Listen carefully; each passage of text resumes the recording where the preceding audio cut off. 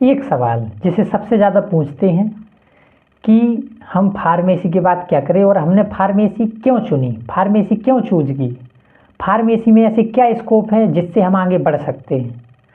इन्हीं सब बातों पर अपन चर्चा करते हुए आगे बढ़ेंगे। उससे पहले मैं रिंकेश और स्वागत करता हूं आपका अपने चैनल फार्मेसी टिप्स पर। बी फार्मा नाम तो बहुत ज़्यादा आपने सुना होगा, बैचलर ऑफ फार्मेसी। कुछ लोग कहते हैं कि हम पछता रहे हैं इस कोर्स को ज्वाइन करने के बाद, और कुछ लोग कह रहे हैं ये बहुत अच्छा कोर्स है। ये होती है अपनी अपनी मेंटेलिटी, सोचने के अकॉर्डिंग, आपकी क्षमता, आपकी बॉडी क्या सोचती है, क्या एनालाइज करती है। बट मैं आज आपको बताऊंगा इसके स्कोप, आफ्टर फार्मेसी आप क्या क्या कर सकते हो और क्या क्या नहीं कर सकते हो।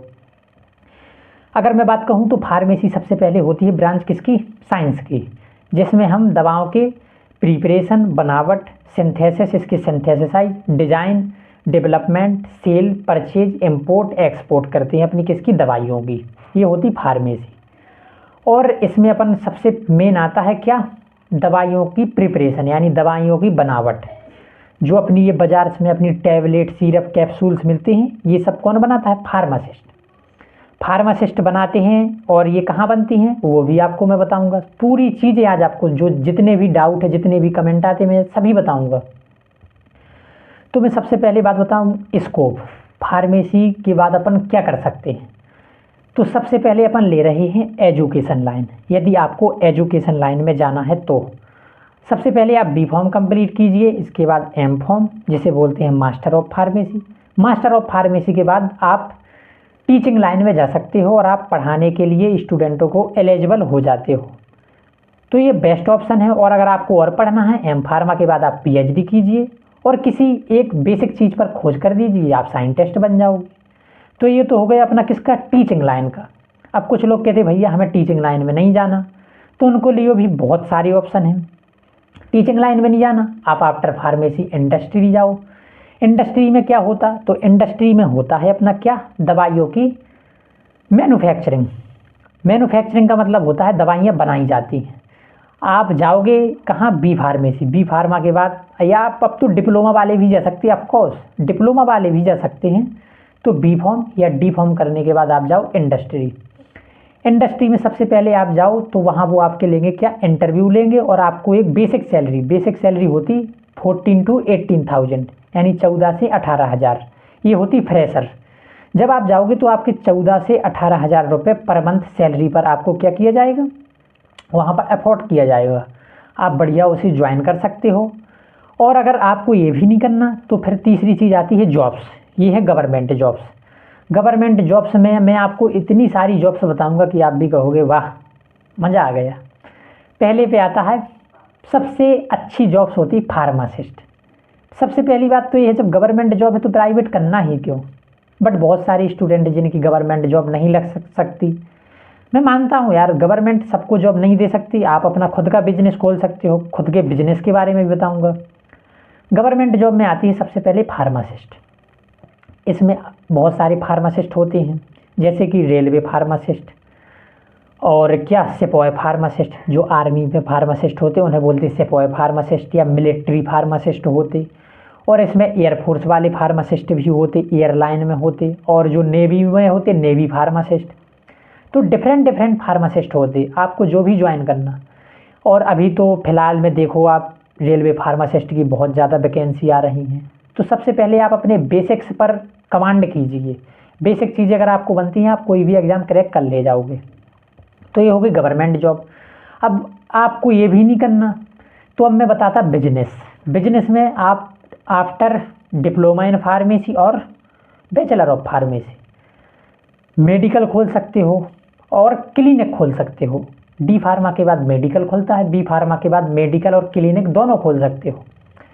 ये होता अपना खुद का बिजनेस। इसमें आपको ना किसी की सुननी, अपना खुद पर काम करना है और दवाइयों को सेल करना है। जितनी ज़्यादा आप सेल करोगे उतनी ज़्यादा प्रॉफिट कमाओगे। तो अगर आपको अब ये भी नहीं करना, कहो भैया मुझे अब ये भी नहीं करना, तो फिर आपके लिए आता है सबसे अच्छी जॉब। अगर आप मार्केटिंग में जाना चाहते हो, मार्केटिंग होता है एमआर।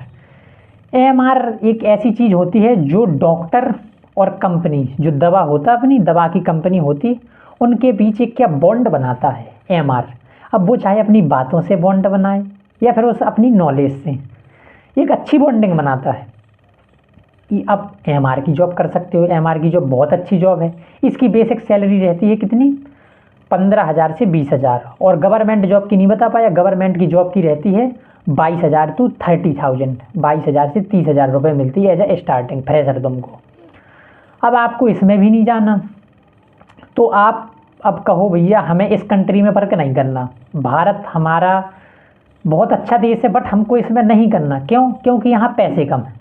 तो आप कहाँ जा सकते हैं, अदर कंट्री में जा सकते हैं। अदर कंट्री में जो अदर कंट्री है वो खुद के एग्ज़ाम क्या करवाती हैं, कंडक्ट कराती हैं। जैसे कि अपन एग्जाम्पल के थ्रू ले लो दुबई। दुबई के लिए होता है DHA, Dubai health assurance, Dubai health authority करके होता है एक एग्ज़ाम। आप उसको क्वालिफाई कीजिए, ज़्यादा नहीं, उसमें आपको 60% नंबर लाने होते हैं और उसका पेपर का टोटल खर्चा आता 50,000 यानी 50,000 रुपीज़, 50,000 रुपये, 50,000 रुपये खर्चा आता है। आपको 60% नंबर अब आने पड़ते। अगर आपका हो गया तो वहाँ की बेसिक सैलरी रहती है 89,000 और 90 से 1 लाख के बीच आपकी क्या रहती है बेसिक सैलरी। कहाँ? दुबई में। जिसे अपन बोलते हैं ड्रम। आपको फ्रेशर मिलती है 3,000 से 3,500 ड्रम, जो इंडिया की करेंसी में होते हैं कितने, अप्रोक्स समझो 40 से 50,000 रुपये। तो ये हो गए ड्रम। आप इसमें भी जा सकते हो। अगर अब आपको इसमें भी नहीं जाना, आप कहो नहीं भाई साहब मुझे इसमें भी नहीं जाना, तो आपके लिए आफ्टर फार्मेसी सबसे बढ़िया है आप CASF और एक और एग्ज़ाम होता है उसको आप डायरेक्ट दे सकते हैं आफ्टर फार्मेसी। और इस एग्ज़ाम को देने के बाद रिसर्च सेंटर में तुरंत जा सकते हैं आप। ऐसा नहीं कि आपको M.Pharma करना या PhD करनी फिर रिसर्च में जाओ, नहीं। आप एक सर्च कर लेना, मुझे थोड़ा नाम नहीं आ रहा, आप फार्मेसी के बाद वो एग्ज़ाम देके रिसर्च में जा सकते हैं तुरंत। आप ये भी कर सकते हैं। और इतना सब में बहुत बढ़िया है यार, ऐसी बात नहीं, फार्मेसी बहुत अच्छी है, अच्छे से कीजिए। फर्स्ट ईयर में आती हैं लोग, ज़्यादा चीज़ें समझ नहीं आती हैं। और एक चीज़ और, अगर आपको प्राइवेट क्राइटेरिया में जाना है तो आप जो नॉलेज है उसमें तो इम्प्रूवमेंट लाइए ही, साथ में अपनी स्किल्स को डेवलप कीजिए। क्योंकि वो कहते हैं ना, proper work is more than paper work, और royalty is more than loyalty. आपकी लॉयल्टी कोई नहीं देखेगा, आपके पास देखेगा पैसा, ये कितना है। आपका रिश्ता होगा ना तो लड़की वाले देखेंगे बेटा आपके लड़के के पास ये कितना है, ये देखते। इसीलिए कहते हैं रॉयल्टी यानी धन दौलत is more than loyalty. Loyal होने से कुछ नहीं होता। और एक चीज़ और मैंने बताई थी, proper work is more than paper work. काम चीज़ें प्रॉपर करो, ये किताबी ज्ञान से और इससे कुछ नहीं होता। मैं बताऊं, आप अपने स्किल्स को डेवलप करो। जितनी ज़्यादा आपकी स्किल्स डेवलप होगी उतनी ज़्यादा आप ग्रो करोगे। Without skills is nothing you are value, nothing value of human. बिना स्किल्स के आपकी कोई वैल्यू नहीं है। और आपको नॉलेज के साथ साथ स्किल्स पर काम करना चाहिए, बहुत अच्छी चीज़ है। जब आप स्किल्स पर काम करना सीख जाओगे ना एक बार, मैं कसम से कह रहा हूँ, आप शायद जिस क्षेत्र में जाना उस क्षेत्र में आपका नाम अवश्य रोशन होगा 100%। पढ़िए और स्किल्स को डेवलप कीजिए। और मैं तो ये कहता हूँ स्किल्स डेवलप करने का सबसे बढ़िया तरीका है सोशल मीडिया। आप कुछ भी बनाइए, कुछ भी बना के डालिए, आपका स्किल्स में इम्प्रूवमेंट बहुत अच्छे से होगा। बोलने का तरीका आ जाएगा आपको और काफ़ी चीज़ों में इम्प्रूवमेंट होता है। तो ये हो गया आफ्टर फार्मेसी। अब नेक्स्ट वीडियो में मैं बताऊंगा जो 12th के बच्चे हैं वो आफ्टर 12th क्या करें, वो भी मैं आपको बताऊंगा। अच्छा फुल वीडियो रहेगा। और अगर ये वीडियो पसंद आया तो वीडियो को लाइक, चैनल को सब्सक्राइब और शेयर करें। जो भी अभी नए हैं वो हमारे टेलीग्राम ग्रुप को अभी बनेगा, उसको ज्वाइन कर लें। उसमें आपको हैंड रिटन नोट की PDF देखने को मिल जाएगी। तब तक के लिए थैंक यू, टेक केयर, धन्यवाद, शुक्रिया।